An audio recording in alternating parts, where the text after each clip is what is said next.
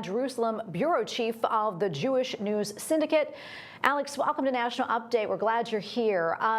This trip is centered around some major economic investments and strategic partnerships. Saudi Arabia is already planning on investing $600 billion into the U.S. over the next 4 years.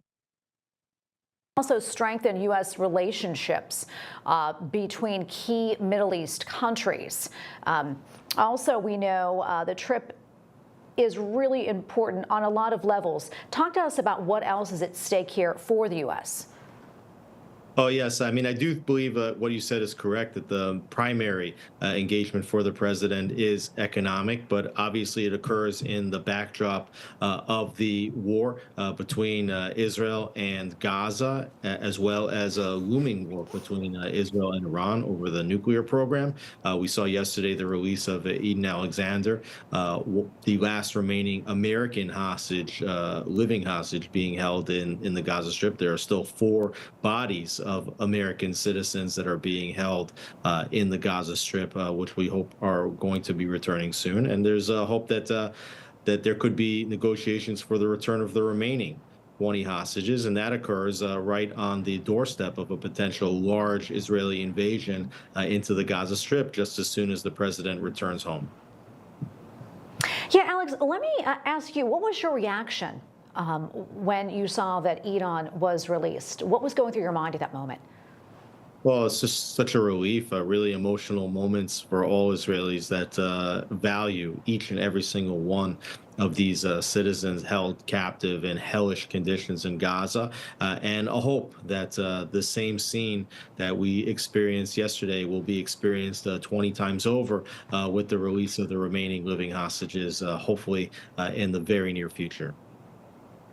Do you think his release, Alex, do you think it offers maybe a glimpse of hope that the war could potentially be coming to an end soon? Well, I don't think the war is coming to an end soon, and I believe that it's only the threat of a significant military operation in the Gaza Strip, and Israel has just mobilized tens of thousands, even up to 100,000 soldiers that are getting ready to enter the Gaza Strip to thoroughly take over the entirety of the Strip, to make sure that Hamas is completely removed as a military and a political force there that will pressure Hamas to release the remaining hostages. Yeah, clearly a lot of work still needs to be done. What role, if any, do you think Saudi Arabia could play in helping to end this conflict?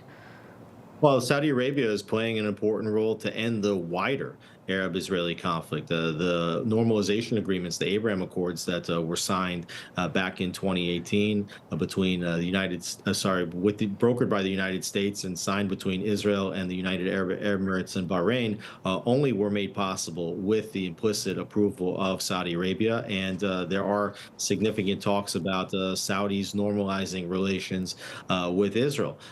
So, you know, they can end a wider Arab-Israeli conflict. And the reason why that's been successful is because it actually sidelines the Palestinian Authority and makes sure that the Palestinians don't have a greater veto over peace with the entire region. So it's not just that Israel's looking for peace with Gaza or peace with the Palestinians. Israel has a broader vision of peace across the entire region, and the Saudis are very important players in that vision. Yeah, Alex, something else I'm going to touch on, and I want to get your opinion on this. It was a report from Newsweek claiming that Yemen's Houthis are warning Arab states to be wary of any agreements with the United States, saying the U.S. will end up discarding their Gulf allies. What do you make of those remarks? Well, that's the reason why the president is making this first major trip to Saudi Arabia, to Qatar, and to the United Arab Emirates to demonstrate that he is engaging in the region. And it's a vast difference between the policy of the Biden administration, which really sought to sideline the Saudis and others. So Trump is trying to give the signals that he's going to remain engaged in this region, that he wants to see through this process that he started with the Abraham Accords by starting now with economic agreements, but hopefully being able to sign a formal normalization agreement between Saudi Arabia and Israel, and then to see the rest of the Gulf countries and the rest of the Middle Eastern countries fall into line and follow suit, such that the president, who's already brokered 4 normalization agreements, may be able to broker as many as 10 normalization agreements by the time he's finished. Yeah, and Alex, the president is about to go up on stage and speak at the Saudi-U.S. Investment Forum. I'd like to get your thoughts a little bit more about this meeting in Saudi Arabia before I let you go.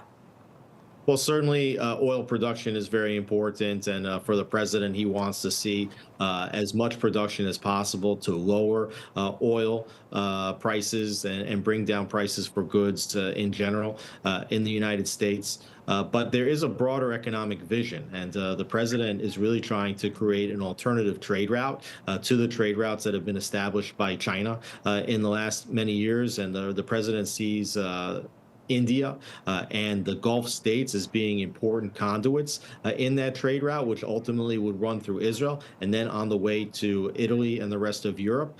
So you're going to see energy deals here. You're going to see defense deals, which are very important to the Saudis, being signed, including weapons that can be used to plane-to-plane air weapons, missiles that can be used by the Saudi Air Force, and really discussions about this broader economic vision.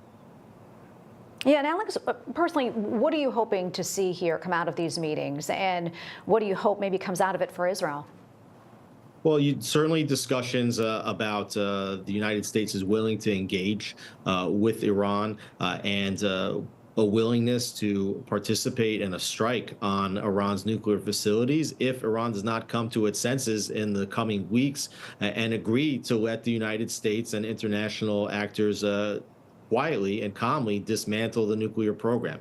I definitely think that that's a big part of what's being discussed here under the surface, behind the scenes at these meetings, and also that the Saudis and the Qataris and others will put pressure on Hamas also to take the easy route and an exile out of the Gaza Strip and the release of the hostages, which will prevent a large-scale IDF invasion into the Gaza Strip in the coming weeks and ultimately save hundreds, if not thousands, of lives on all sides of the conflict.